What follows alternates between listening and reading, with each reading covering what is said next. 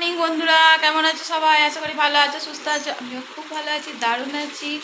আজ হচ্ছে রবিবার, আর আজকে হচ্ছে তোমার পয়লা বৈশাখ, বছরের প্রথম দিন। শুভ নববর্ষের সবাইকে আমার সকল ইউটিউব বন্ধুদের অনেক অনেক অনেক ভালোবাসা, প্রীতি, শুভেচ্ছা। তোমাদের সারা জীবন সুস্থ থাকো, ভালো থাকো এবং খুব সুন্দর হাসি খুশি কাটুক, এই কামনা করি ঈশ্বরের কাছে। খুব ভালো থেকো তোমরা, আর খুব আনন্দে কাটিও আজকের দিনটি। আর হচ্ছে এখন বাজছে দেখো 8টা, এই হয়েছে যদিও 8টা 10। আর এখন থেকে আমি আমার ভিডিওটা শুরু করছি, যদিও ভোরবেলা উঠিনি, একটু বেলাতেই উঠেছি, ওই 6:30 পৌনে 7টা নাগাদ। তো উঠে ঠাকুর ঘর আগে পরিষ্কার করে এবার রান্না মানে কিছুটা হয়, মানে হয়নি বলতে গেলে, জোগাড় টোগাড় হচ্ছে। আর চান করতে যাবো, তাড়াতাড়ি একটু চান করে নেবো। তো চান টান করে ঠাকুরের একটু পুজো টুজো প্রণাম করে শিবতলায় যাবো পুজো দিতে একটু, কিন্তু শিবতলায় ব্রাহ্মণ আসতে দেরি হবে বলেছে। তো যাই হোক, এই দিকটা যতটা পারা যায় একটু সেরে নিয়ে তারপরে যা করার করবো। আর ননি এইমাত্র উঠেছে, উঠে বাথরুম গেছে, বিছানা এখনও তোলা হয়নি, ওগুলো পরিষ্কার করতে হবে। বাবাও এইমাত্র উঠেছে, বাবাকে ওই খাইয়ে দিয়ে তারপর চানে যাব। তো চলো একটু রান্নাঘরে তোমাদের নিয়ে যাই। আজকের দিনে কি মেনু হচ্ছে সেটা তোমাদের অবশ্যই জানানো দরকার, যদিও স্পেশাল কিছু বিশাল কিছু হচ্ছে না, তাও দেখো রান্নাঘরে চলে এসেছি। আর এইটা হচ্ছে টিফিন হচ্ছে, টিফিনটা কী হচ্ছে বলো তো? এই দেখো একটু ছোলার ডাল, তার সাথে একটু মুগ ডাল আর হচ্ছে কাঁচা বাদাম, এগুলো একটু সিদ্ধ করে রেখে এটা আলু দিয়ে একটা সুন্দর করে টিফিন হবে, মানে তরকারি হবে আর লুচি হবে টিফিনে আজকে। আর রান্নায় কোনো আনাজ কিচ্ছু কাটা হয়নি।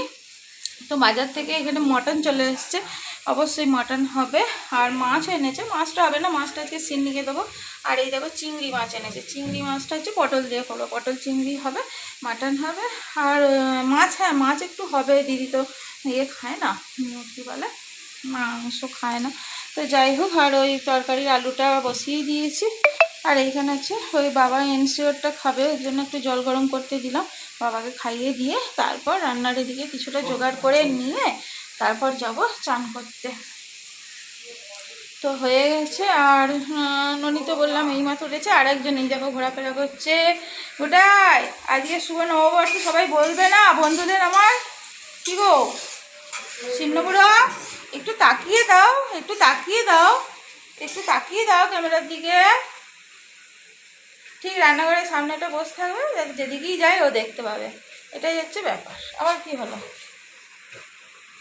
আর এই যে বাবা এইমাত্র উঠলো, এবার খাইয়ে দিয়ে তারপর হচ্ছে আমি যাব স্নান করতে। তো চলো, সকালবেলায় দেখো এক প্যাকেট মিষ্টি চলে এসেছে, মানে তোমাদের দাদা বাজার গিয়েছিলো, আর যার কাছ থেকে আমরা হচ্ছে চাল নিই সে হচ্ছে মিষ্টিটা ধরিয়ে দিয়েছে, আজকের দিনে এক প্যাকেট মিষ্টি নিয়ে যাও। তো যাই হোক চলো। হ্যালো বন্ধুরা, আবার চলে এসেছি তোমাদের সাথে কথা বলতে। আর এই যে শিবতলায় যাচ্ছি একটু পুজো দিতে, একটা নতুন সদিচ্ছাও করলাম।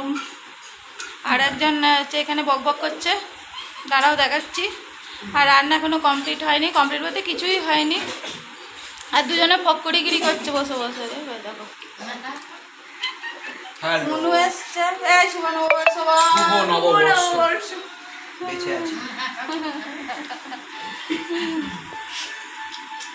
চলো পুজোটা দিয়ে আসি, এসে আবার কতটা দেখো পুজো টুজো দিয়ে চলে এসেছি। এসে শুধু একটুখানি মিষ্টি আর একটা লুচি খেয়ে জলটা খেয়েছি, কারণ অনেকটা বেলা হয়ে গেছে, খাওয়ার টাইম নেই, আর আমার কোনো রান্নাও কমপ্লিট হয়নি।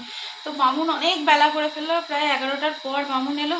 এবার আঁচটাও তো ছুতে পারছি না, যে হ্যাঁ চান করে ফেলেছি, দিয়ে আসছি আবার পুজো দিতে যাবো, ওই জন্য কিছু করতেও পারছিলাম না।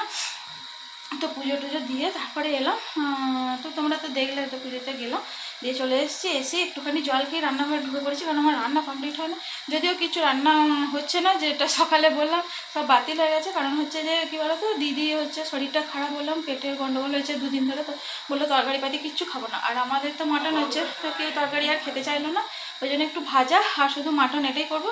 তো মাটনটা এখন আমার বাকি আছে, হয়নি, যেহেতু চলে যাচ্ছি তো ওটা করে নিই। দেখো চাপিয়েও দিয়েছি, মশলাটা কষতে দিয়ে দিয়েছি, এটা মশলা কষা হচ্ছে। আর এখানে ভাজাগুলো হয়ে গেছে, শাক ভাজা করেছি, পটল ভাজা, আলু ভাজা, এটা ভাজা হয়েছে, আর মাটন হবে। আর আমের চাটনিটা কালকে সন্ধ্যেবেলায় করে রেখে দিয়েছিলাম, রাতের দিকে আমের চাটনি। আর বাবার এখানে ভাতটা মাখা হচ্ছে চটকানো, আর বাবার এইটাতে না ওই হালকা করে একটুখানি ঝোল করে দেওয়া হয়েছে। তো আর ওখানে তো সিন্নির ঝোল। আর বলছিলাম যে তরকারি চিংড়ি করবো পটল দিয়ে, কিন্তু আর করলাম না, কারণ দিদি খাবে না বলছে। বললো আমি একটু কাঁচা পোস্ত আলু ভাতে দিয়ে ভাত খাবো, তো সেই জন্য আর করা হয়নি। তো যাই হোক, চলো এটা করে নিলে তারপরে হচ্ছে যে অনেকটা বেলাও হয়ে গেছে, আর একটা বোধহয় বেজেও গেল, সব খাওয়ার টাইম হয়ে গেল। আর আমার এখন আজকে রান্না, এই দেখো আমার মটন বসে গেছে, কষা হচ্ছে, আর একটা হেভি এসছে কিন্তু। আর ওইদিকে হচ্ছে আমার রান্না করতে দেরি হয়ে গেছে বলে তো তোমার দাদাকে বললাম যে বাবাকে একটু খাইয়ে দিতে, কারণ বেলা হয়ে যাচ্ছে, এরপর সিন্নিকে খাওয়াতে হবে। তো এইখানে যেন ডিউটি পড়েছে আজকে। বাবা ভাত খাচ্ছেন? বলে দিন তো, বলে দিন তো ভাত খাচ্ছি। আর আজকে কি? হ্যাঁ সবাইকে বলে দিন শুভ নববর্ষ বলো। হ্যাঁ ঠিক আছে, ওইটুকুতেই হয়। আর আজকে কি দিয়ে ভাত খাচ্ছেন বলুন তো? মাংস দিয়ে?